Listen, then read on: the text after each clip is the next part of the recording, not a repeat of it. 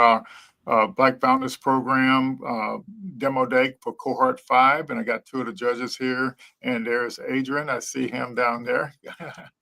Hey, Adrian, how are you? Hey, what's going on, Lloyd?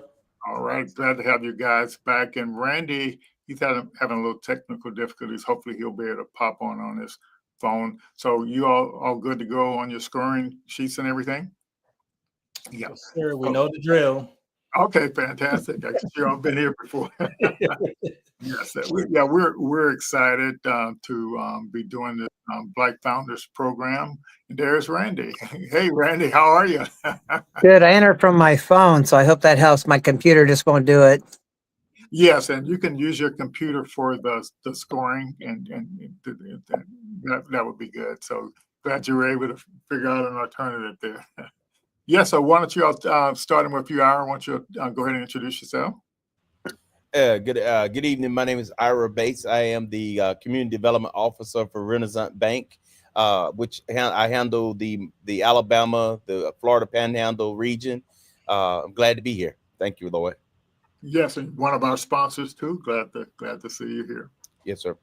Yep, I guess I'll go next. Good evening, Caleb Williams. Like Ira, I'm a former banker. I'm a former Citibank Global Director, turned entrepreneur. My company is developing a botanical ingredient called Pre that's literally transforming health, wellness, skincare, and accelerating human performance recovery. Happy to be here. Fantastic. Randy? Yeah, appreciate that, Lloyd. My name's Randy Gerson. I'm a marketing and sales executive, been in the startup community for 20 plus years, probably helped over 1,000 companies in the startup ecosystem in San Diego, LA, and Orange County over the last 20 years. I've had 2 successful exits in the wellness space. So Caleb, funny you mentioned that, so I can talk to you a lot about that space and the challenges and opportunities in that space. Brilliant. Look forward to it, Randy. All right, sounds good. Adrian? Save the best for last, Lloyd. I know that. Yeah. What's going on, everybody? My name is Adrian. First and foremost, I'm a founder of a startup called Tap In, where we use AI to help people network smarter and more efficiently. And I'm also the founder of 30 Days of Product, where I work with from idea stage right up until Series A founders and startups with anything from product development, product strategy, and execution. So I'm excited to see some of the cool products here today. Oh, that sounds really great. Glad to have you all here. Well, the founders have been going through our 30-day business model design class, where they've been stress testing their business models, and today they're doing their what's called a business model story pitch, and it's supposed to be able to communicate what they're doing clearly and concisely, and so they can get the help they need to move forward. So with our program, we're just trying to get people ready at the top of the funnel, so because there are a lot of programs out there, and there are a lot of offerings for founders that founders don't have to pay for, but in order to unlock those opportunities, they have to be able to pitch their business model clearly and concisely. So that's what they've been working on, and so we're glad to have you all here to give them some feedback on their progress. We got two of the founders. One founder has launched, and she'll be last, and then couple of the founders are kind of like in the launch phase, and then we got one founder that's just starting out, and so there'll be a nice variety of pitches there for you all in different industries. So that's a good thing. Got a little variety here. So I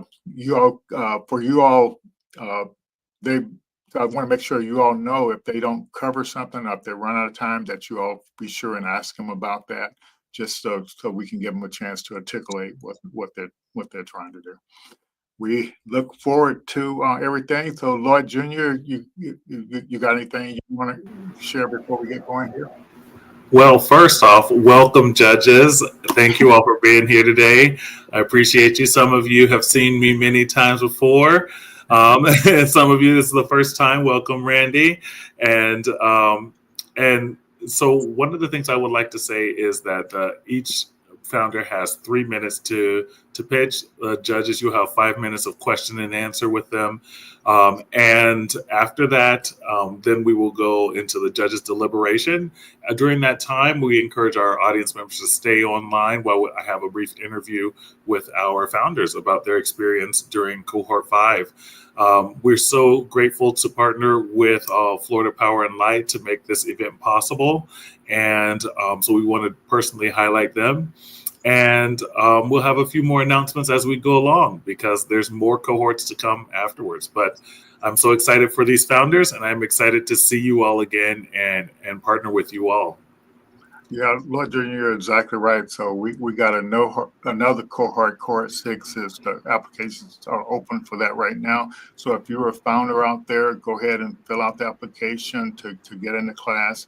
It's starting, I think around the 8th or something next month. It's starting pretty soon from now. So, and then once we finish that cohort in early September, we're going to be starting the 90-day program where we teach the founders how to sell what they're building. And so we got quite a few slots for that. So we want to make sure people take the 30-day class so they can be ready for the 90-day class. So 3 of the founders here tonight are going to be walking away with a $1,000 prize. And then we got to have another demo day like this on the September 11th, where we're going to be awarding 3 more founders a $1,000 prize. And then at the end of the 90-day program in December, we'll be awarding $5,000 in prizes. So it's a good opportunity for founders that are just getting started or existing founders to kind of hone in on their craft, to get in a position to take advantage of some more opportunities that are out there. Judges, you all got any last minute stuff you all want to say before we get started? You're good? All righty. All right, Lloyd Jr., it's all your show. Okay, I'm going to remove our judges from the floor, and then we will move forward with our first founder. Thank you. So, to get started, we are going to have our first founder. I just wanted to say before actually we get started that the cohort 6 starts August 12th. So you have a little bit of time if you do want to sign up to be a part of the Florida Black Founder Program. You have August 12th is the first workshop, and that's a Tuesday. All right, that being said, I think we're about ready to get started with our founders. Our first founder is Marquita Tyson with Gopo Koloko. Gopo Koloko. All right. Welcome, Marquita. How are you? I am all right. Can you guys hear me? Yes, we can hear you wonderfully. Okay. Wonderfully. Your time starts now. Blessings. I'm Marquita Tyson. I am the founder of Go Poco Loco, your premier event booking platform. I've been on every side of the event world, from performing as a music artist to hosting to working as a photographer chasing down clients who'd go ghost me. That's why I created Go Poco Loco, an app built specifically for event vendors like DJs, cooks, decorators, and venue owners. Our motto now is we don't chase, we replace. After COVID, everything shifted. People stayed inside. The internet became the main way to do business. But most event vendors are still stuck using flyers, word of mouth, and Instagram DMs. So Go Poco Loco brings in all into one modern platform, so you can be seen, be booked, and get paid without begging for visibility. So what's at stake? If we do nothing, small businesses stay invisible. Skilled vendors lose income, clients waste time, and risk bad hires. If we act now, local talent gets seen and booked. Small businesses grow and thrive. Communities get stronger and more connected. The problem: vendors like DJs, cooks, and photographers are invisible. Clients waste time chasing people down. Flyers, DMs, and word of mouth aren't working. The industry needs a better way to connect. So what's the solution? Go Poco Loco. It's a mobile app made just for event vendors. All in one place to be found, booked, and verified. Clients get trusted talent fast. Vendors get visibility, tools, and bookings. So what is our unfair advantage? We're built for the culture by someone who lived it. Focus only on event vendors, backed up by real community, trusted, and in-person boarding. We don't chase, we replace. So our revenue models are for event organizers. They're free. They're eligible to get on and book the vendors that they would like to have at their events, no cost. When we officially launch, it'll be 6 months free for vendors to get in and gain some clientele on the mobile app. And then after the 6-month trial, it will be $99 annually or $19.99 a month. So here are some of the key metrics.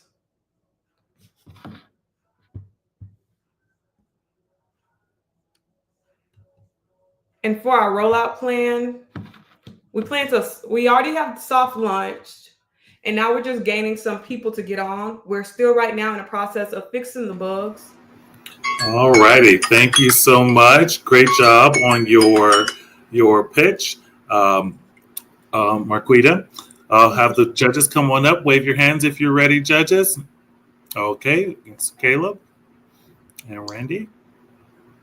Yep. So, Marquita, thank you for the presentation. It was really enlightening and it's fascinating because I'm involved in doing some events and I always have difficulty finding vendors. So I like what you're doing.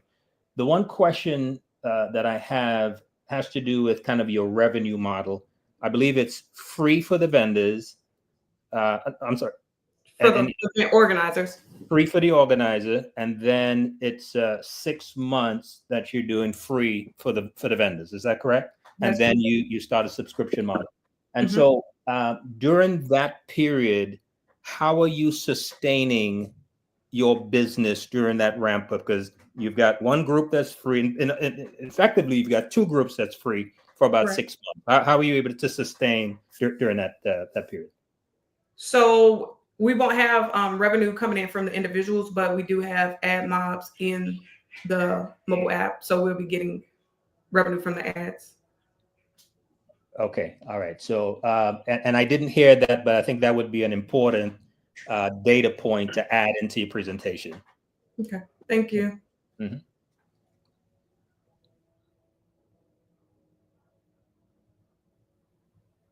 This is Randy. How you doing? Hello. How you doing? Hi.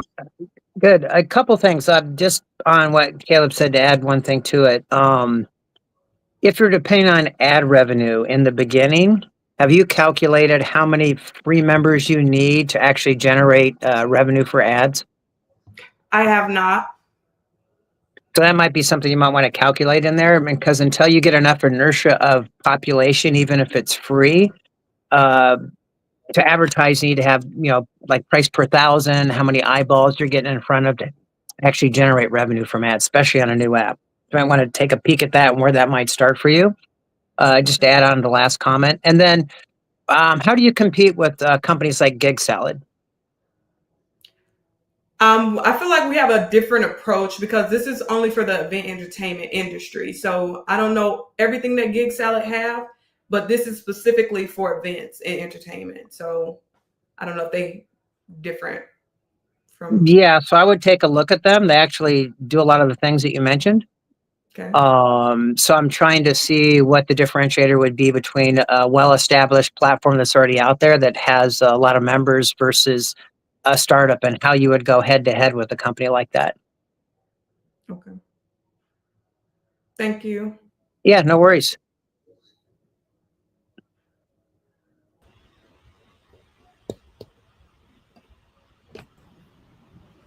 Hello. I think, Era, did you want to go first? Go ahead, Adrian. We have about 2 minutes. Okay, sure. So you mentioned that you're mobile first, right? The product's mobile first.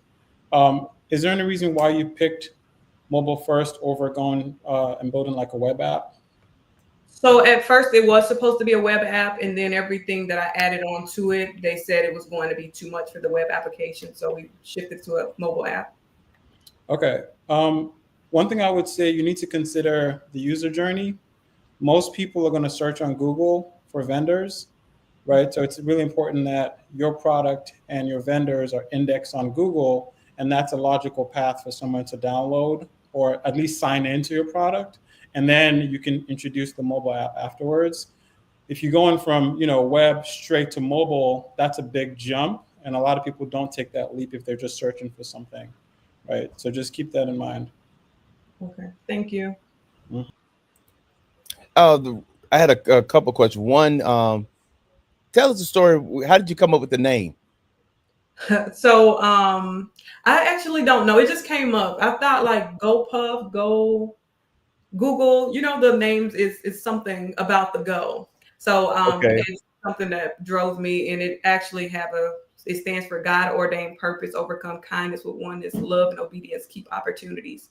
So it just thrived from like my life lessons, and I feel like God had places on my heart to make this opportunity for everybody that are struggling in the same situation that I was in. Gotcha. Okay. So let me ask you this. What happens, what's the alternative to this? If I don't have this, to go to book and to, so what are the other alternatives out there that I would turn to? I see they said like thumbnail drive, something like that. I know y'all are answering these questions so well, but I got it coming, but I apologize. All right. Thank you so much, Marquita. A wonderful presentation. We are going to move on to our next one. Thank you, Mr. Ira Bates. I appreciate it.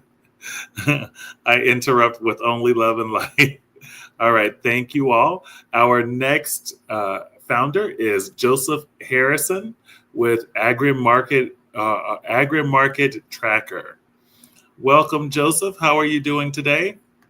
Fantastic, and thank you all for having me. Thank you, gentlemen, for being great judges. Oh, no, absolutely. Your time starts now. Hello, I'm Joseph Harrison, and my company is Urban AgWorks, and the product that we have is the Agri-Market Tracker. I'm making the Agri-Market Tracker because every year farmers and produce vendors lose billions because they don't have real-time access to market data. And with AI, we're fixing all of that. Why now? Because AI unlocks the data and it makes it more accessible. There's also global food insecurity problems, and we just went through COVID where there were food shortage and climate change. So data is very important, and there's momentum from government and industry to back AI-driven public and private data solutions. What's at stake? The cost of inadequate market data. This is a $1.2 trillion produce industry, and it's flying blind. Without clear, real-time price discovery, the market stumbles into avoidable loss. Mispricing runs rampant, and incomplete data leads to pricing guesswork, not strategy. Billions vanish in logistic black holes, gaps between supply and demand and delivery, and post-harvest waste piles up. Perishable goods rot sometimes while insights lag behind. Okay, now what's broken? The USDA and other market reports are valuable. They're great, but they're difficult to read, slow to access, and not customized for specific needs. So you can see that here. This is an example of the market news report. The data is also fragmented. There's limited access in certain areas, and there are also global gaps. Everyone around the world needs good data, market data to conduct their business. Solution: centralized, real-time, and forward-looking ag data all under one roof. We're going to have wholesale terminal markets, growing areas like in California and Plant City, Florida. We'll have volume data, which is supply data, truck prices, retail prices, and local farmers market and auction data. And they're all available. Our unfair advantage. This is something I've been working on for 38 years. I've been doing this most of my life. The market, the information is accurate and it's reliable. And we're the first mover in this. We're first mover advantage and proprietary software. Here's the simple marketing plan: $10, $25, and $100. That's what we're going to have subscriptions. And I love this because I did the calculations just off of $25, not the $100 plan. And we only need 3,333 customers to make $100,000. And for 33,333,000. Wonderful job, Joseph. Wonderful job. I think your slides were not exactly working because we see the same thing here, but you were speaking very well. So I think you did a great job. I'm going to ask the judges to wave your hands when you're ready for question and answers. Really? Okay, Randy. Hey, Joseph, how you doing? I'm devastated, Randy. That's okay. Hey, we've all done it. I've done it more than once. So, but anyway, it was good to hear what you had to say. So, when you mentioned, you said everyone. Who's everyone? Who's your audience? Like, what's your defined audience that you have? Because I didn't hear that mentioned. I just heard everyone. So my audience is people in the produce business, whether California growers, wholesale folks in Chicago who buy and sell produce, farmers markets, and farmers alike, folks who deliver to restaurants, that sort of thing. So you have several different markets. Have you defined the audience and the size and scope of each of those markets and how you would penetrate each one of those? Okay, the first one we're going to go through people who shop at wholesale markets. So we're going to we're going to focus on Philadelphia, Chicago, and New York. So those are the customers who shop at these markets. So they might deliver to your local restaurants. They'll buy there, deliver to local restaurants, or they'll or small groceries, independent chains. So that's going to be our first market that we're going to focus on.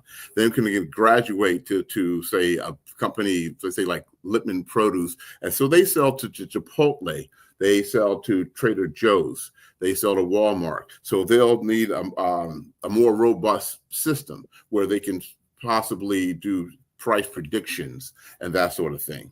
They do price predictions for bids to sell to like a Walmart, because Walmart can't just come and buy a box of tomatoes. Like, we need a box of tomatoes.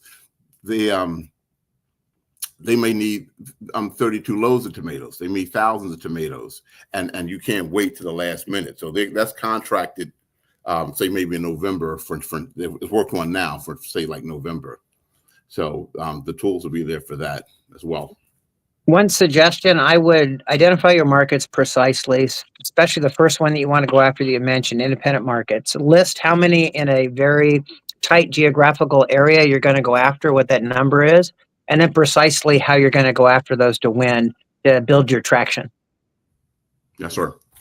That's what I would suggest. It sounds really interesting. I don't know a lot about that particular market, but it sounds like you understand your markets. You need to define them a little better and how you're going to go to get those subscriptions. Thank you. Yeah, that's I appreciate that. Yeah, no worries. That's it for me. Hi, Joseph. Caleb here. I'm going to piggyback a little bit on what Randy said, really around defining your customer. And it could be because we couldn't see the slides, but it wasn't clear for me,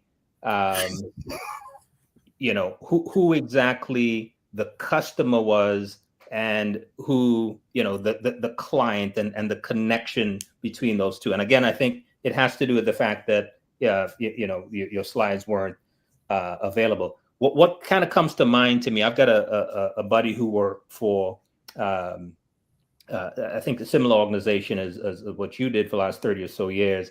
And he found that he was working in the egg space. And there was a lot of farms, like egg farms, that were throwing away discolored eggs. And he found a niche, started a business, and he's doing well over $1 million annually. So that's kind of what I was thinking as I was listening, but it wasn't really clear for me where the opportunity truly is the client, the target, and the opportunity. Similar to your friend, he's in the egg business. This would be like the produce business. So the people who buy and sell produce, there could be waste. There is waste. I know that I see the waste. There's also opportunities to develop a product going forward for local farmers markets and produce auctions. They have no the centralized data source. Just like your friend has the volume of eggs, he knows how many they have. Yes. The information is there. It's not organized. It's not easy to organize and access. So your friend understood the egg business, and he understood what was available. So what we're doing is taking that information and making it accessible for people who are in the produce business per se, similar to what your friend's doing and the egg business. So he knows there are eggs that are rotten. He knows that there's an oversupply, and he found a niche for them. Yes. Okay. All right. Okay. So we're just providing market data, market Right. information, so people can make better decisions, make it easier. All right. Thank you, gentlemen. Unfortunately, Adrian, we have run out of time for the question and answer, but I appreciate you all being on here. We're going to move on to our next founder. Thank you, Joseph. Wonderful job on your presentation. You're welcome. Thank you for having me. Thank you, gentlemen. I appreciate that. Thank you. Absolutely. Our next founder is Lanika Bell with Compassion Compass. Hi, Lanika. How are you doing today? Hi, I'm good. How's everyone doing? Thanks for having me. Wonderful. Your volume's a little low, so if you can be a little closer to the mic, that would be helpful. Okay? Does this help a little bit? Yeah, that's better. That's whatever you did. Just need to project. I got Yeah, you. no, right. Your time starts now. Right. So, hi, I and my brother, we have and are parental caregivers who've experienced burnout. And I mean, we've all known or have known someone who is or has cared for someone and they've experienced burnout.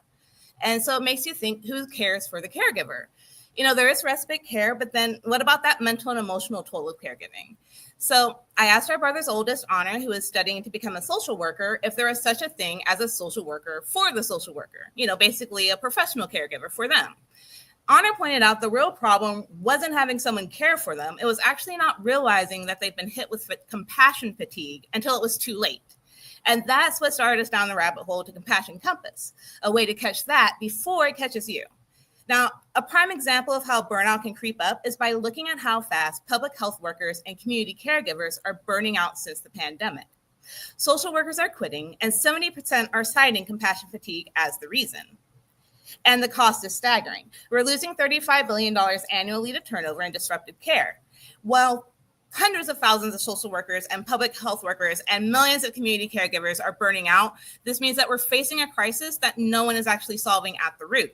Because when I actually started researching this online and what was out there, I saw Honor was right. There's no early warning system that actually speaks the language and understands the stigmas associated with being a caregiver. So enter Compassion Compass and our unique compassion receipts concept. Think of it as turning emotional labor into data points. Daily tap check-ins will power our AI to detect stress patterns. Then it'll send timely nudges before they hit a wall. It'll be trauma-informed and privacy first. And our competitive moat will hold this market by bringing the first movers in predictive burnout technology, targeting the care culture. Plus, as our community grows, our AI gets smarter at recognizing the subtle patterns of compassion fatigue. Now, to help attract and grow that community, our revenue model begins as DTC, tiered pricing, where we're going to average about $144 per year per customer. And we'll also generate revenue through anonymized data insights and B2B offerings like workshops. And then to get this average per customer, our primary metrics to watch will be referral rate and retention. We want to maintain retention above 80%, and for our referral rate to jump at year 2, then that's to reflect the trust we'll grow in the community. Now, to get there, the phases of our rollout strategy focuses on building relationships, not expensive marketing. We're going to start with deep user testing, then launching with the AI after 12 months, so that by year 2, we are building partnerships with professional associations and starting to receive requests for enterprise licensing. Now, our validation first approach that, our current team consists of a data engineer and IT professional with 30 plus years experience, my sister, a workplace culture success advocate, myself with 7+ years experience, a National Association of Social Workers awarded student, mentioned earlier, and access to diverse wellness advisory wonderful network. job. I appreciate it. I hate when I have to interrupt. You're speaking so well. All right, judges, if you all are ready for the Q&A, we'll get our time started. Okay, Caleb? Fantastic presentation, by the way. Really love you. this. What is the, I know you didn't get to the ask. Could you tell us about the ask, please? Yeah, so we know what we need. We need basically to finish our team. And so we're looking for $150,000 to get the team going, improve our traction. But we're also open to any type of mentorship or anything for anyone who's interested in seeing this succeed. So, you know. Okay. All right. Thank you.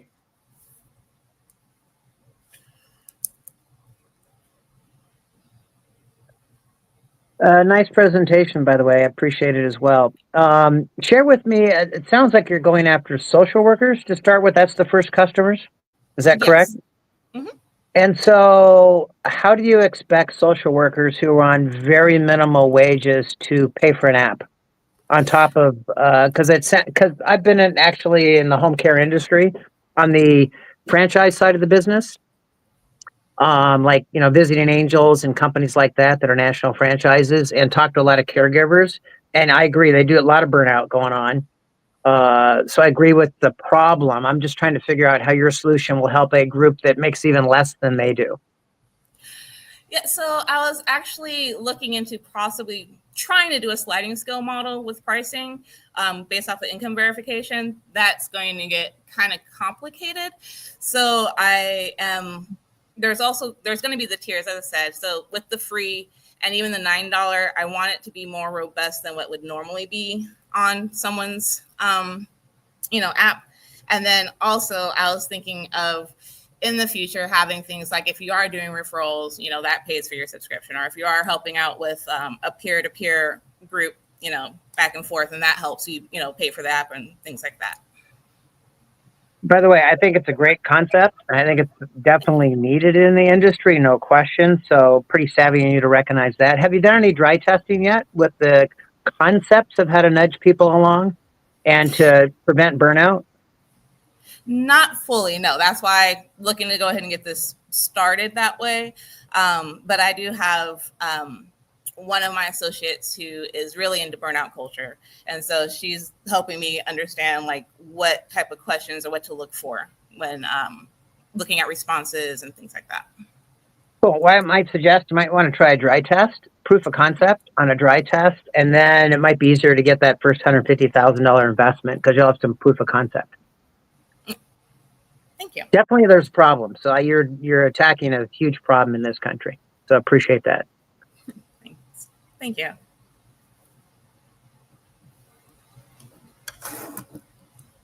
Really good pitch. Question about the pricing, and have you considered taking the angle, right now you're B2C, have you considered going straight B2B via insurance companies and get insurance companies to pay for this product as a perk? I was actually looking at different models for it to be straight B2B. I didn't know if I could get it scaled that quickly because I wanted to, start small with the testing since I haven't started at all. And so, but that's definitely why I wanted to do the B2B eventually. However, I do definitely understand the insurance because working in, HR myself, I know when it comes to all the extras when the EAPs and your benefits, this type of thing is something that would help with the retention and everything. So, yeah, I just think that revenue wise, I think you're going to have it'll be a longer sales cycle for sure, but I think you'd have way more success going B2B than B2C because it's a mobile app. Downloads is probably like $3 to $5 per download at this point.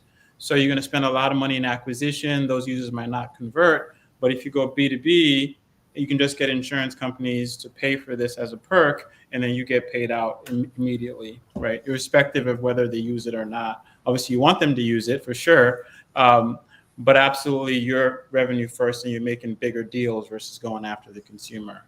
But great presentation. I would love to see your product design at some point. So please reach out on LinkedIn or something, and I'd love to take a look. Thank you. Thank you so much. All right. Yeah, one other comment to add on to that. It's a great comment about B2B. That's why I mentioned a couple of the franchises.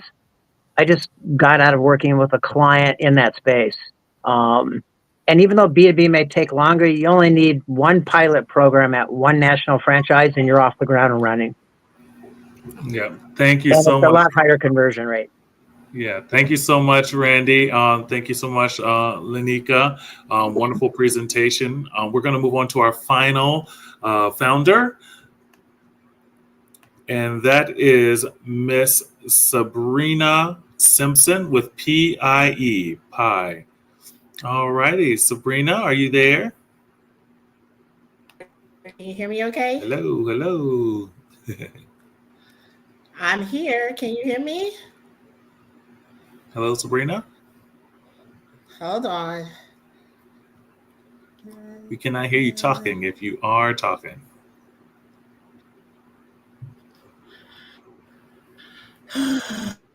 Oh, wait, I just heard you sigh.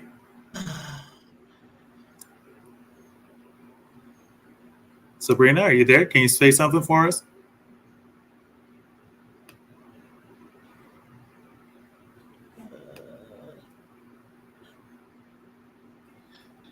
Anyone else having trouble hearing her? Okay, yeah, we're having some issues here. I hear you typing, but I don't hear you speaking.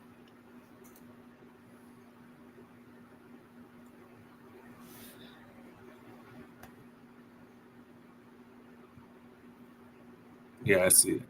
I'll give her a quick call just to see what's going on. Okay, yeah. So give us a few moments. We are going to go ahead and show a brief commercial to kind of get ourselves started and see if we can have her back up here momentarily.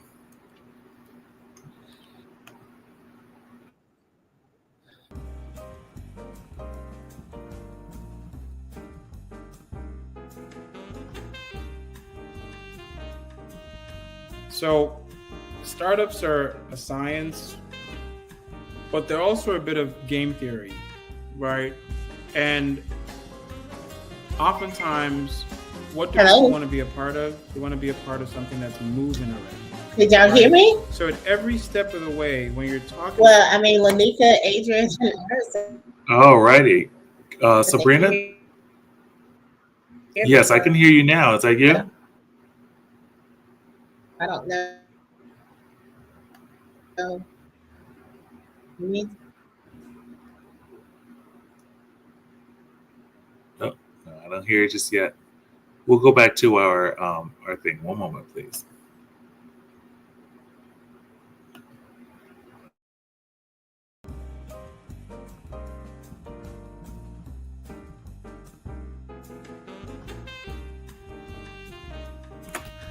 So startups are a science, but they're also a bit of game theory, right? And oftentimes, what do people want to be a part of? They want to be a part of something that's moving already, right? So at every step of the way, when you're talking to somebody, co-founder, investor, ecosystem, checking in with Lloyd, it's got to seem like something's happening. There's got to be a beat to it, right? So even when you're pitching a co-founder, what you don't want to say is, oh my gosh, we've been frustrated, this app's not working, the last guy didn't really build it properly, and can you come help us? They're going to be like, oh, it's so great. Why don't you have a long line of engineers wanting to join this team? What you want to say is, I'm scheduled to pitch at Startup Grind. I'm scheduled to pitch at 1909. I'm doing the Lloyd Startups on the Block pitch competition soon. We're moving really fast right now. We're super excited. Potentially, we're looking to raise $2 million for our first round. I'm talking to investors right now. I'm having conversations, and we just want to get this MVP done so we can get ahead of all this. That's very different. That's a very different explanation than, hey, I'm frustrated. Come help me build my startup.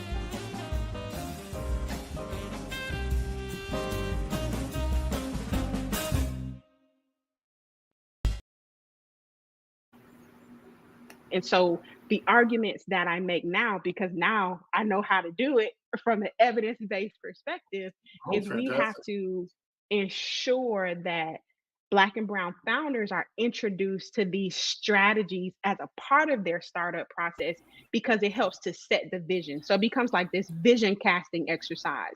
Because everything that I do in the startup process, in the day-to-day operations of the business, if I'm going to create a dynasty, if I'm Oh, when going I'm to ensure that talking my now. grandchildren's grandchildren are provided Oh, for and are not starting from scratch the way hold that on a I did, second. then I have to be driven by those kinds of decisions in how the business functions. Okay, Sabrina, are you able to hear us now? If you can go off mute for a second and see if your microphone is working.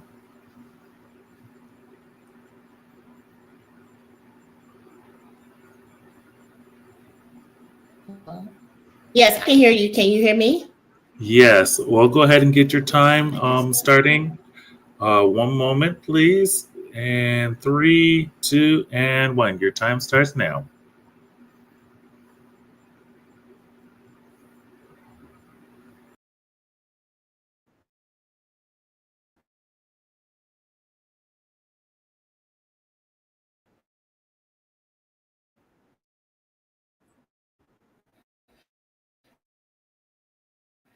So you can hear me okay, Lloyd?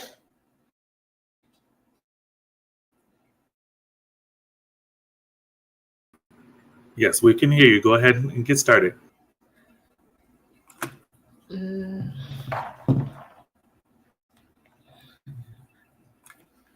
Okay, I have no idea.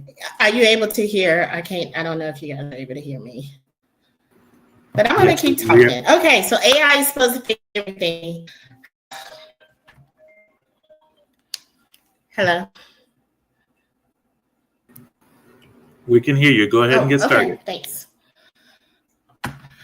So, but for small business owners, we're still waiting 30 days to get a report. And for small business owner, I have a junk removal company, and there was a point when we was making almost $100,000 every single month, and we didn't know if we was profitable because we was waiting weeks after the month end in order to see what our if we lost money. Revenue was up, but we didn't know what was going on, and that affects not just us, but millions of business owners all throughout the company, all throughout the country. And what's the problem? Well, traditional accounting software systems and the way that things are set up currently is that you make the money, you pay your expenses, and then you find out weeks later if you was profitable, what your margins are. Or you just don't do anything because you're overwhelmed, or you utilize spreadsheets that are complex. So what's our solution? Well, traditionally what you do, you make your sale, you pay your expenses, and then you find out. Well, with Pi, what we do is we set some goals first, so you know exactly where you need to be and where you want to go, and then we track it in real time. And with our AI assistant, you're able to know immediately, day by day, in just 10 minutes, if you're on track to reach your budget goal and your profit margins. So I spent over 10 years in enterprise software, helping customers budget millions of dollars in their revenue. And so I understand the importance. And then for the last 7 years, we have run our small junk removal company here in Pensacola. So I've seen both sides, so I understand the pain points. So the way we make money is that Pi is a direct model, direct to customers. Our pricing plan starts at $15 and it grows as the business grows. We also have an affiliate plan where financial professionals can earn commission by referring their clients to Pi. So, so some of our key milestones is that we are on track to be what we would. I'm just so confused. Some of the key metrics is having $5 million annual recurring revenue over the next 3 years. And we plan to get that by reaching out to clients through podcasts, webinars, ads, and social media, some local marketing. So currently Pi is active. I've been working on this for almost 2 years. So we just launched our first iteration of the web app in June. We have 8 paid users that was in our beta testing. And so by the end of the year, we're looking to have 100 users on the platform and 5,000 by end of year 3. So again, I'm Sabrina. I worked for 10 years, over 10 years in software. And this is my junk removal company. We've had over 6 years. We've generated millions of dollars in revenue. I do have a staff developer. And also we have financial professionals that's consultants to make sure that we're providing the correct information that we need to our clients through the Pi platform. Wonderful job, Sabrina. We're So going what to are we go ahead asking and for? bring our judges up now. All right, judges. If you, I know it's a lot. All righty. All right, Ira. There we go. All right, Hello. Sabrina, thank you for your presentation and your patience. Go ahead, give us some idea about the ask. So yeah, so the ask is I'm looking for strategic mentors and partners. I would like to have a technical co-founder, someone definitely well-versed in AI, because we do realize that, I do believe that as we onboard more and more users, that we want our AI assistant to become smarter and therefore can provide more in-depth action items and insights to our clients that's on the system. And then $500,000 to help build out the full version of the platform, some more integrations and automations. Right now we have integrated with QuickBooks, but we do think that there are some other opportunities out there so that we can easily receive revenue information, transactional information from these businesses to really make the system more automatic. Okay. One other question from me. I think I heard you say that you had some of your beta testers, they have become clients.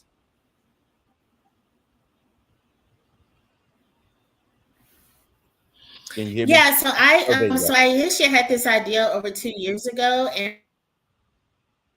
I started working with a group of small business owners who was making money. We can't make payroll, this, that, or whatever, but we're, making money every single day. And so once we launched the first version, which was just last month, the 8 of those users have already signed up. 3 of them are on our $49 plan. 3 of them are on our $129 plan. And then we have 2 of them that's on our $15 plan. All right, so tell me this, what's the difference when you talk about the different plans? What more are they getting for those different plans? Yeah, so the first tier is just kind of transactions, your information. You can look and see, enter your budgets, enter your revenue, enter your expenses, utilize the AI to see if you're if you're on track. The other, we start to add things like forecasting, some tax planning. You can get bookkeeping assistance because we do have a network of bookkeepers around the country. Because as in the scale, there is a need for a bookkeeper. There is a need for more robust kind of financial management, which we realize. And you get more transactions. You get the ability to add more users to your account, additional businesses, or perhaps other streams of revenue that you have company. And then we have the cleaning business, so we can keep those things segregated. As you scale up, you can keep those kind of streams segregated in there, so you can track to see which income source is profitable and which one isn't. Okay, well, thank you, Sabrina. And then we are able to customize plans as well, but we don't have anyone on a custom plan yet. Okay, thank you so much. Hi, Sabrina. Thanks for the presentation. I'm just going to kind of piggyback on some of Ira's comments. Hello. So clearly, by the way, there is a problem. I know, Ira's a banker, and sometimes those of us who've been in the industry, we kind of think that everybody understands, the financial system. Mhm. There's no doubt there's a problem. What I'm trying Right. to understand, though, is, all right, so if I'm paying $99 for QuickBooks, now I'm paying you monthly $129, and I've got to pay my bookkeeper, maybe $400 or $500 a month, or whatever that is. I'm just trying to. It's unclear for me the value add, right? Because Sure. So one of the first things, so a lot of business owners that we reached out to weren't doing anything. They're not using QuickBooks. QuickBooks, you have to have 67% market share, but you still have these 33% of businesses out there that's not using. We were almost $1 million a year company, and we weren't using anything because it was confusing setting up QuickBooks. I had it, and I was so confused on how to set it up. I even went in trying to manage it. The problem was not necessarily that QuickBooks is there. It's the way that the system is. And so you're just entering your numbers. You're just entering. Thank you so much, Sabrina. You're doing such a great job. Caleb, you did such a great job. Really nothing But telling we're you, going to have to go ahead and cut you off here. So thank you, judges, and everyone for your deliberation. You're not the only one. So, so I appreciate you all the founders. Give them a round of applause for all their hard work today. Some really eloquent speaking. I'm so impressed to see what everyone has been working on. I'm going to now invite the judges to go for their deliberation. Lloyd Senior, do you have any feedback about our artists, or our founders, excuse me? I was just going to make sure we got the judges back to click the deliberation room link, and I'll meet them back there. So who's still here? So Caleb, and head on back, click that deliberation room link. Randy, same thing. So it's the whereby link. So go ahead and click that, and I'll see you all. Adrian, you can go ahead and click the link as well. Ready? Okay, so I'll let you have it, Lloyd Jr. But like I think from the founders, standpoint, it's like real important that you can see all the things can go wrong with the technical difficulties, and so always, like look at, so Caleb and Randy, I'll be over there in a second, so just go on the other link. Yeah, alrighty, but I just want to make sure everybody understands that you can't take nothing for granted when you're pitching. You have to be prepared. And I think too, if you have two screens, computer screens, you can see and share that screen, you can see, but when you settle for one screen, you have to switch between tabs in order to do it. So you're cheating yourself if you don't set up properly to pitch. Because like Joseph didn't see his slide turning, and that was the reason. Alrighty, so I'll see you all over there. Bye bye. Alrighty, thank you, Dad. So in the meantime, I'm going to invite our founders to come up, and we're going to have a quick little debrief to talk about our experience. So thank you all again. It's such a wonderful job. Welcome, Joseph, Nanika, Marquita, and Sabrina. Welcome, welcome, welcome. Bravi tutti. Great job, great job.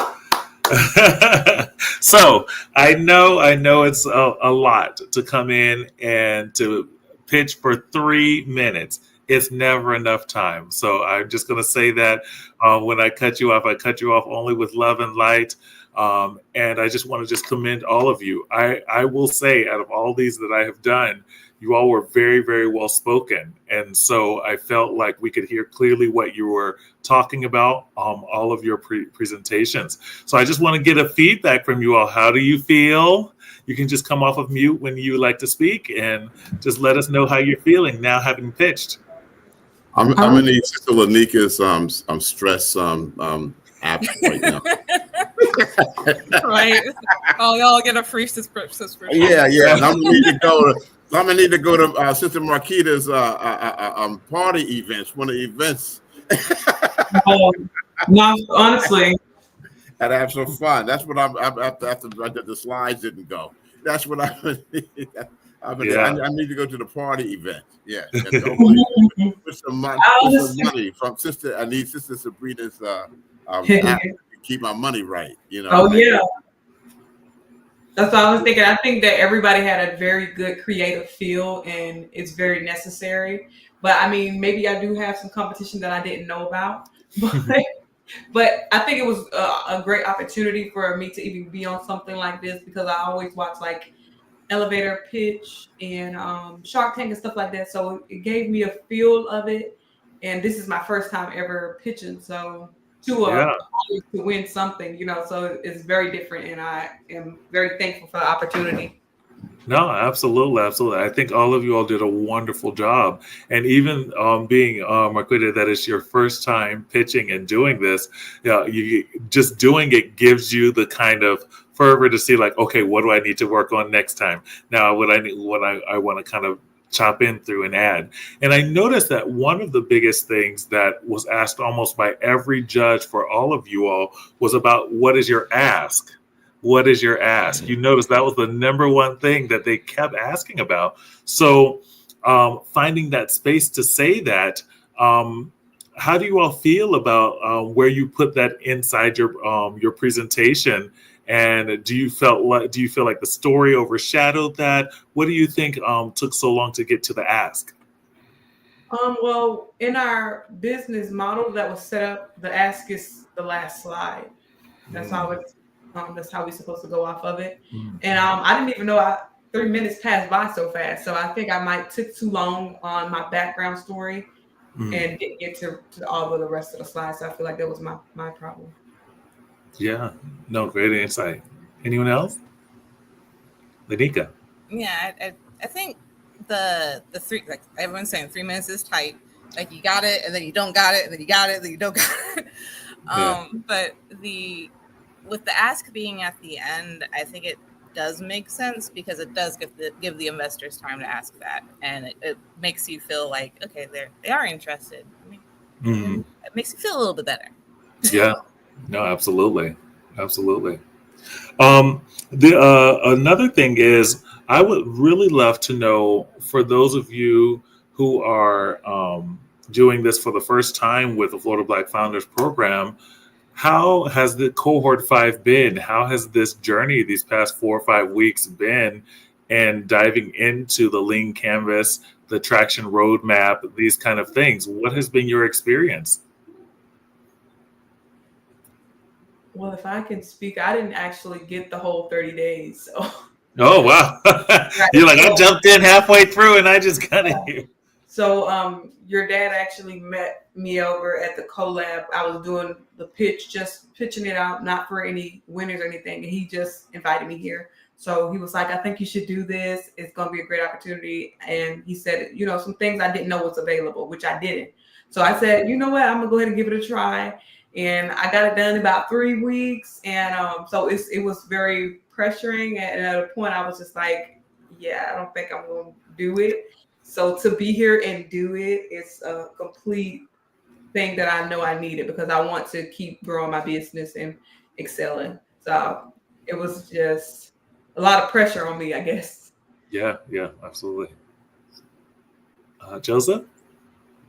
Well, it's kind of been a blessing. It's it got me a little bit more organized, and then you could make the projections, and to what the gentleman said, I do need to get my customer base and broken down, and it took me a minute to get the lean canvas. So I need to have a customer base for each and define it for each lean canvas, and I kind of put them in a group, but they're different, and so that's something, again, I didn't start from the beginning, but that's something that I need to work on. So, and it's also got me organized a lot better for my presentation. I put one together a little while ago, but it took me to another level of presenting with the slides, and it put me in some type of structure which I needed, and I'm very grateful for. It's been a blessing. Yeah, no, absolutely.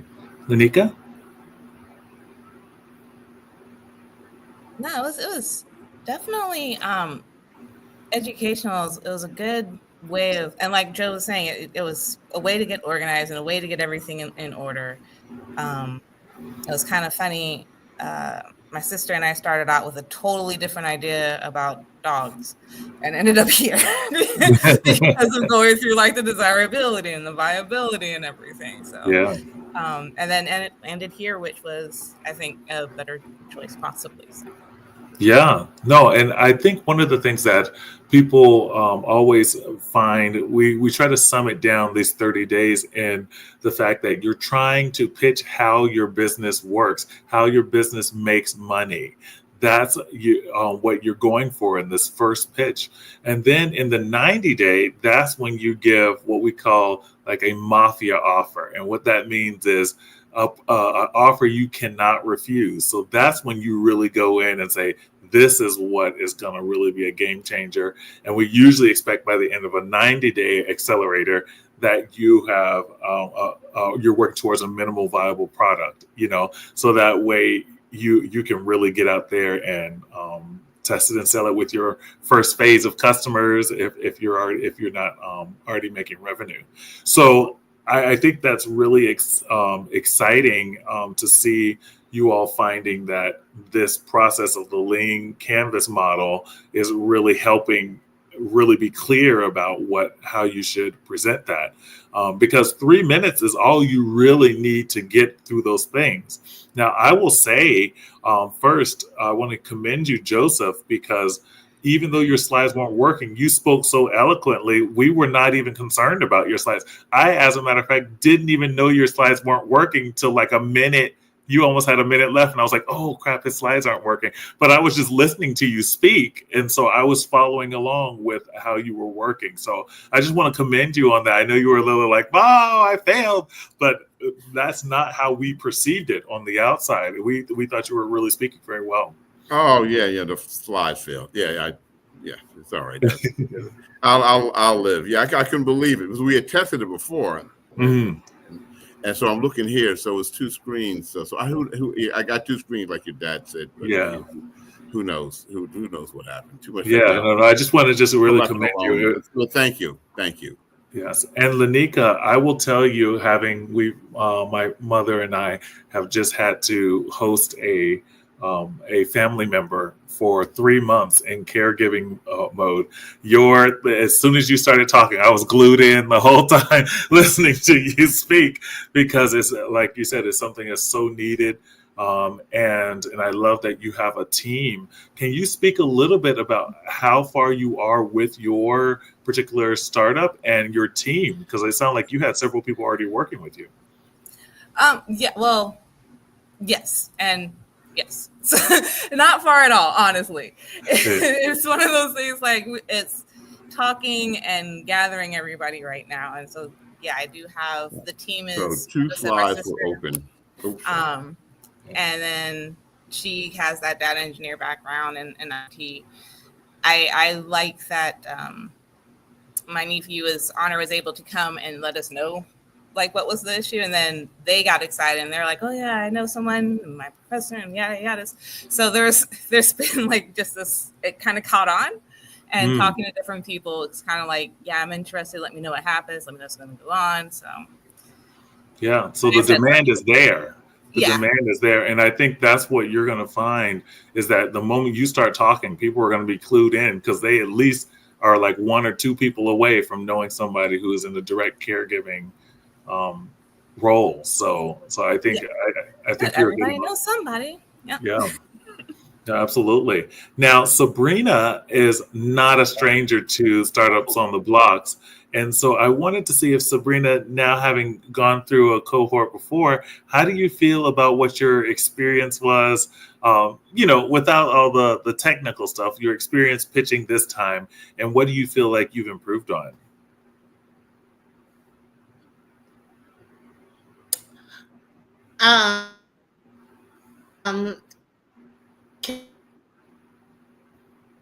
Can you hear me okay? Yes, we can hear you. I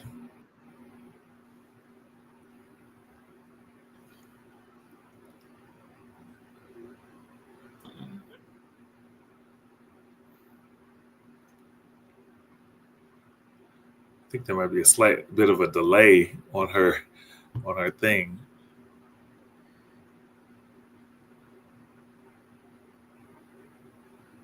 Oh.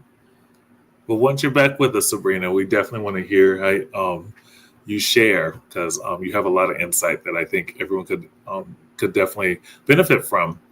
Also, I felt like Sabrina also went and spoke very eloquently to the end. Like, I was like, oh, wow, she's done. And she really got it right on that 3-minute mark after she started. I was like, wow, that's impressive for having the technical issues, so I can understand that.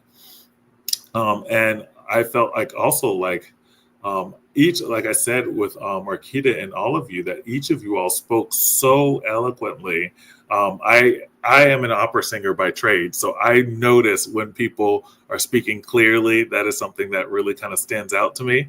And so the fact that you all were so eloquent is a testament to, when you put together your stories and your presentations, that it is effective, and how you're presenting it is effective. So I just want to commend you all on that. So how many of you are interested in possibly doing a 90-day accelerator now that you've gone through this 30-day?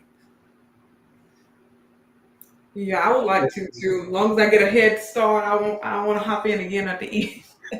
But as long as I get in, it sounds interesting. I know you guys said something else starting in September. What is that? Yeah, the 90-day accelerator for this session starts in September, and it'll go to the end of the year. So that's why we say, like, we want to make sure that you all get an opportunity to really speak.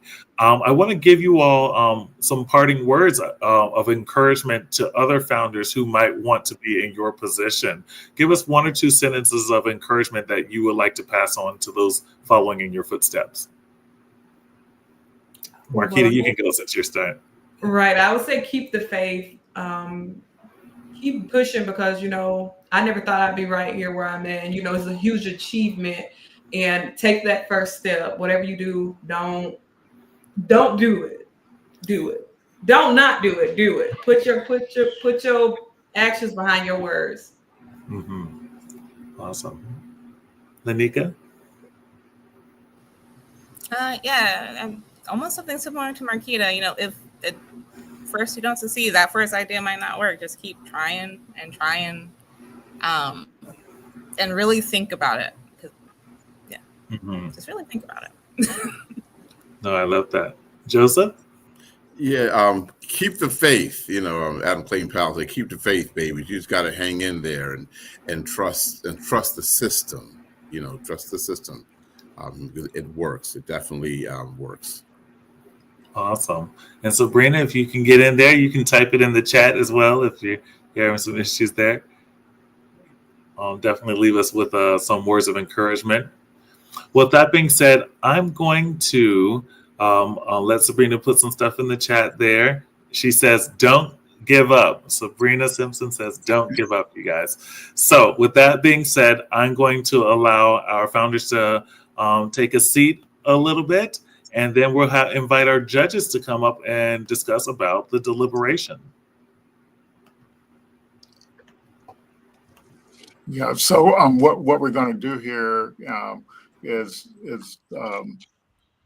kind of go through each person in order that they pitch, and give them some feedback, and so listen up all the founders so you can kind of get the constructive feedback. It's all constructive, and just the judges are trying to give you some guidance that can help you take the next step and go forward. And we'll be working with you all to with the feedback from the judges, and to help you kind of move forward and get you all ready for the 90-day cohort that's actually coming up in September. And if you all want to go back through the program again, just to kind of make sure you learn all the stuff on how to stress test your idea, feel free to come back in our cohort 6 as well, and just kind of keep up to speed with what you're doing. All righty. So the judges, did you all have fun deliberating?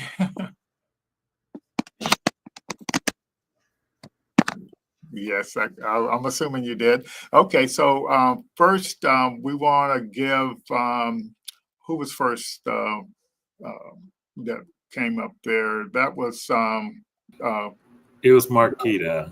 Marquita, yeah. So let's give Marquita some feedback. Yeah, the only feedback, Lloyd, I have for Marquita is really know your competitors well. Know what other alternatives, and even if they don't seem like a competitor, everybody's a competitor. That any software, any app that can book somebody, whether it's only a cook or it's everybody you need for an event. And even apps like Eventbrite, who have sub apps that support off of them. Take a look at that. I think there's something there for you. I just figure out what the problem that you're solving and get some traction built with that, or even a dry test. Get some people trying it out is a key factor for you in that market. And your slogan's interesting about not chasing. I'd love to see you actually prove that out that it works, even if it's with a dry test, and then you can try to get some customers after that. Yes, so Randy, they may not understand what a dry test is. Yeah, so dry test is where you actually do everything but charge for your product. So you basically do what your product's going to do without actually having people even do it in the app. They might do it outside the app. And you show that the steps they're going to go through in the app, they can go through offline. And then you can put it right into an app and automate the process. Because that's what an app does. It will automate something that you've already proven to solve a problem. Yeah, that's a great explanation. Sounds similar to a concierge MVP. Mm-hmm. Yeah. Yep, very similar. And there is, by the way, I've had very small splashing in that industry, and I agree there is trouble finding all the pieces to an event. And getting people to show up for those events and the appropriate things. So anyway, that's my encouragement to you. And like Sabrina said, never give up, because every business goes through multiple pivots before they have success. So just know whatever you think you might have as a company now might look in a year or two completely different. I saw Adrian shaking his head. He knows this. He's seen this happen. So Adrian had a comment about the cost to get somebody to download an app. So Adrian, you want to elaborate on that a little bit more? Yeah, sure. It's expensive, right? And I think when you are looking at app versus web, you got to look at the frequency of use, right? Mobile apps are things that we use every day. Your instance is, I might be looking at it once every 2 weeks or when I have an event. That's the first thing. The second thing is you want to track the user journey. The user journey is we all go to Google or now GPT and we say, find me a photo booth near me, right? And so from there, now imagine that user clicking your company link, and now it says download an app to go find somebody. They're going to go no. They're going to go back to Google and look, right? I'm not saying don't have the app, but signing up on the web is a soft ramp to get them on the platform first. And then when you hit them with that welcome email, it's like, oh, by the way, did you know we have an app for easy access, right? So if you're building, depending on the platform you're building on, whether it's React or Flutter, there are frameworks that you can use to then ship it to the web as well. But I would highly recommend that you host on the web too. Okay. All right. Good. Anything else for Marquita? Yeah, just one other comment having to do as you look down the road. We discussed in the panel. We'd like you to consider, as you're kind of thinking about your company name, a year, 2 years, 3 years down the road, assuming you've got many hundreds of customers, thousands, the name that your company has, is that something that is that is easily remembered? And I forget exactly how Adrian described it, But you know how you Google something, or it almost becomes part of what we do. And so just as you're thinking about, we understand why you put the name together, but just kind of think about it from a futuristic perspective as people trying to use that name and recognizing your company. Okay.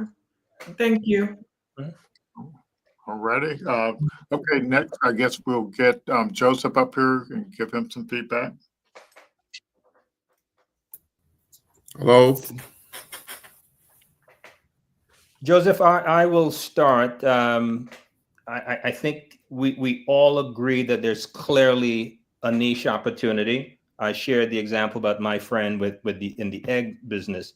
One of the things that we would like you to consider is really, I think you mentioned your rollout plan, you would start with 3 different states, right? And so we would like you to consider, or the guidance really is, instead of really trying to boil the ocean, try and find a niche space. We're convinced that you know this business extremely well, right? And so do you want to start with 3 states, or is there an opportunity within a county, within a city, where you may be able to get a foothold and you build on that success?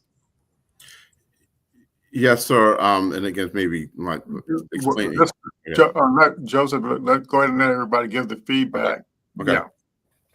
I want to build on what Caleb said. I kind of agree with that. Find that niche, maybe only in a single state, and find somebody of what I call a friendly. Right, we were talking about this the last founder, and do a dry test with the data. Take your AI, pull your data for a niche industry with a friendly, somebody you know has waste, and ask them what they would do if you could show them XYZ data. What would that mean to them? What would the value be to them? Yes, and sir. start with that, because I agree. It sounds like you know your industry. It does sound like you are trying to boil the ocean, and I just pick off one piece. Yeah. Niche that, and then you can add. It's easy to add niches. It's harder to try to boil the ocean. Yes, So sir. get a place to start with, and I would just start with people you know. It sounds like you know a lot of people in the industry, and I bet there's some out there in a certain niche that you could get some traction with right away. And it'd be easier to raise money after that as well, because then you'll actually show a model that works in a certain niche. Thank you, sir. I got one thing. We didn't discuss this, but this just came to mind. Joseph, how much does it cost one of these farmers to not use your product? It sounds like it's a lot of money, right? It can be a lot of money. Here's the challenge is that people are always using the data already, because it's data that from USDA government reports.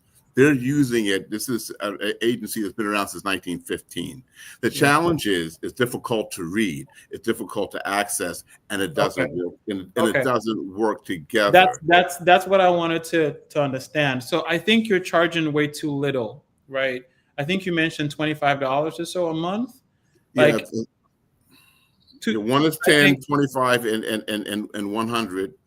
I think you need to be when you go to a website and it says contact sales, I think that's where you need to start, right? Initially, don't have your pricing up there. Have these conversations and keep testing the pricing, because I think if I have a farm and I'm looking at $10,000 worth of produce a month going to waste, and you say, hey man, I've got this portal thing and it's got AI and it can tell you how to do your logistics and stuff, and you can save 80% of that. Yep. Man, I want $2,000 a month, easy, right?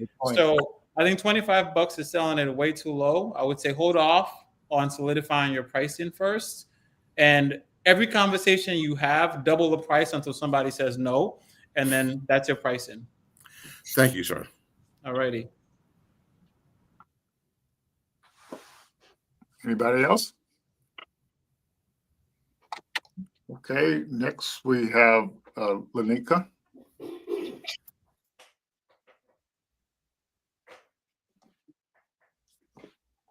Okay, judges. Hi,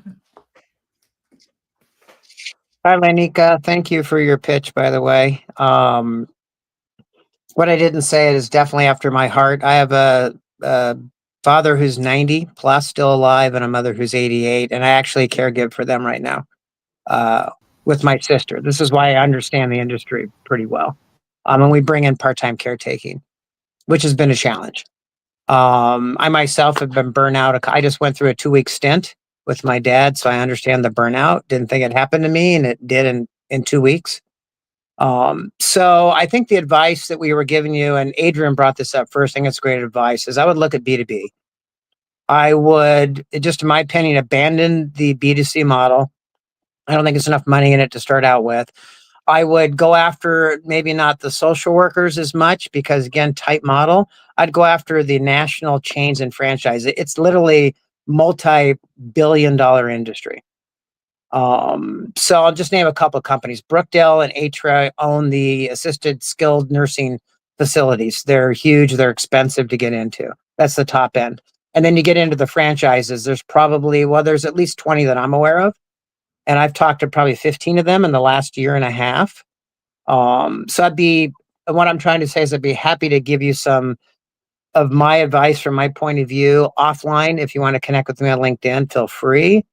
And happy to have a conversation. There's no cost to you, just me giving back to you, to give back to the community, to do right by my parents. I'd love to give you some advice on that. We could talk about further things down the line, but love to do that right off the bat. Anyway, that's my feedback, is go to B2B, find a pilot, and you might even get one of these companies to partially pay for your ask, and then they're going to want part of the product. And I say that because the other company I was helping, that's exactly what they did. They got one of these national franchises to help pay for the product. Awesome. Wow. Thank you. Thank you for that. I appreciate it. I definitely will be in contact.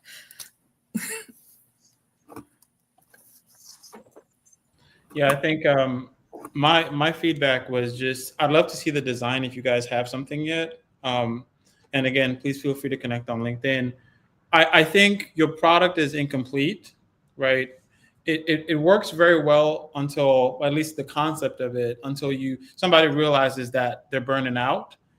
On the other side of that, I think you should really consider building out a two-sided marketplace where you connect people to service providers that can help them, right? And you're nodding. It sounds like you've been thinking about that, which is great. And once you have that, then you're moving into the territory of like a BetterHelp, and that's a huge organization. That's a huge company that's done very well. And when I think about how you position yourself, you're saying we're BetterHelp, but we're vertical, right? We're fully vertical for caregivers. We specialize in this field, right? All the service providers that we have, and you can build a moat around that, right? So I would say, love to see the design, and then consider the two-sided marketplace. You don't have to have it built out just quite yet, but I would definitely include that into your product strategy. And to add what Adrian said, by the way, that also gives you an exit plan, because that BetterHelp may become an exit strategy down the road when they see what you've carved out, because they're trying to help everybody from a different direct-to-consumer angle. Although they do have a B2B division, just so you know, they sell B2B applications as well. Yep. Thank you.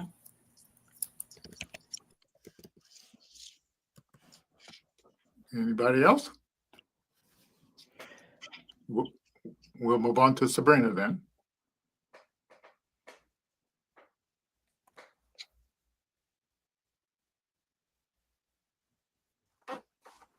Hello.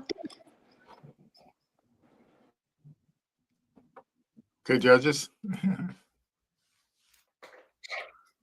So I think, Sabrina, when we wrapped up, you were explaining to me the value add, and you mentioned that you were involved with a company that was doing 7 figures plus, but that company still didn't really understand their financials, and there was some apprehension or a lack of understanding for tools such as QuickBooks. Could you just kind of pick up on there from there and just kind of help us to understand? Because as I said, there's clearly a need, right? The demand is there. I'm just trying to better understand what that value add is and how you're different from the existing solutions such as a QuickBooks. Sure. And that company that I was referring to was my personal company. we had a junk removal company, and in our third year, we did $850,000 in business. And I didn't understand anything in our business.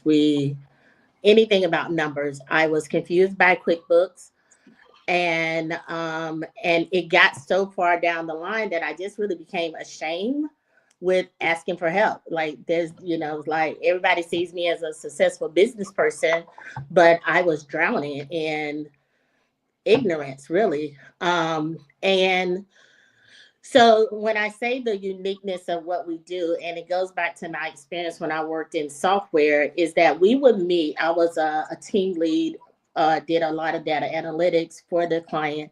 We would meet every single week with this client who had 60,000 apartment units up and down the East Coast. And we would go through their budget to make sure that they were on track week by week and that they wasn't blowing their ancillary costs week by week. And in order to make sure that they was hitting that profit margin that they needed at the end of the day. So when I started looking at this, how things are set up for small businesses, and what I was learning, it's like we're taught to get a QuickBooks account and set up your categories and things like that, and your transactions and so on and so forth. But it's not really telling you and tracking you and letting you know, like, what is your annual revenue goal? What is your expense budget? It's not really telling you and tracking that on a real-time basis, so that like, if you're blowing payroll, if you're blowing fuel costs, if you're blowing, if you have subscriptions out there. There's a lot of personal finance apps that do that, but I just don't see that in the market when it comes to small businesses. Sorry. Let me ask you. So you mentioned having like a pilot group. What kind of feedback did you get from those pilot users that basically did it validate the value add that your company your app is providing? So it started out with just a simple question, was like, can we save a nickel out of every dollar we make without affecting our cash flow? And so we would meet every single day and we say, okay, how much did we make? And pull out 5%. And how did that affect our cash flow? And what we quickly learned is that we were undercharging a lot of times, because taking out a nickel for profit or whatever was affecting us. And so we realized, like, yes, we're making a ton of money, but when you put it up against what your expenses are and you're not tracking that, then a lot of times we're pricing ourselves in the red from the beginning. So with that group, because it was almost 2 years, there was a time period that I stopped doing it because I went through some other things. And then just recently in February, I picked it back up and I went back at it. And so in that time, I lost some of my beta testers. They went on to other things, or they're out of business. And so the people that are with us now, what they see is that they're able to just go into a system. It's not QuickBooks, and we're not necessarily competing with the QuickBooks. I look at it as a way that we're carving out a gap that QuickBooks doesn't offer, especially when it comes to tracking real-time data for these particular business owners. Yeah. So what they're getting out of it is that they can see things easily. They can go into their system, enter their revenue, enter their transactions. They can get the support they need if they need a bookkeeper, because that 129 includes a bookkeeper to reconcile for them every single month and present them with their, P&Ls. Just my last question. Sorry. No. Sorry. I'm just trying to. I'm asking these questions because I want to understand how you got to the 129. And so, were you able to quantify the value add? So, in other words, did you ask the question, how much would you be willing to pay on a monthly basis in order to have the benefits of this service? Did you go through that type of analysis to derive at your pricing model?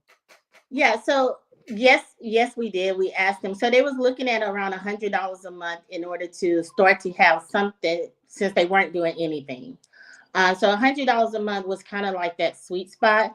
And then also in talking to bookkeepers and things like that, based on the segment of business owners that we were working with and the type of revenue that they was bringing in, $100 a month seemed fair. So we leveraged that by saying, okay, well, because we have these consultants that's part of our company or whatever, and they're willing to provide some kind of tax plan, it was like, okay, well, we can offer that in order to increase, go a little bit over the $100 because they feel like they're getting a little bit more value. It's not just a bookkeeper month, but now you get a tax strategist to meet once a year. You get more transactions. You get the ability to kind of segregate. So we try to offer them a little bit more in order to justify paying a little bit more than $100 a month. I got it. So I don't want to just complete, and Adrian wants to come in. We can kind of take it offline. I suspect that there may be more value to what you're bringing than 129, but it just has to be quantified, and it's not clear for me that happened. But I think there could be more opportunity. Go ahead, Adrian. You're on mute. Sabrina, I love the fact that you shipped, right? You've got users, like that's amazing. Talk to me about the product interface, right? From what I can picture in my mind right now, I'm seeing you log in, you connect your data sources, right? And this AI tool sits on top of that, and you can query that using natural language. Is that correct? So the iteration that we have now, we built it on Bubble. And it is, so right now, you can connect your QuickBooks, but you have to go in and click it to upload it into it. It's not any type of automatic feed or anything like that in this version of the app. Because again, most of the business owners that we initially are working with aren't doing anything. They're not using a QuickBooks right now. So the next phase is something where we do want to have those integrations and all those automations. As far as the AI, so what the AI does is allow the business owner. So say, for instance, they get an alert says your revenue is, your expenses are for marketing is exceeding your budget. Then they can go into that AI, which is just a chat GPT, is connected there, and type in, hey, what can I do in order to offset my marketing costs?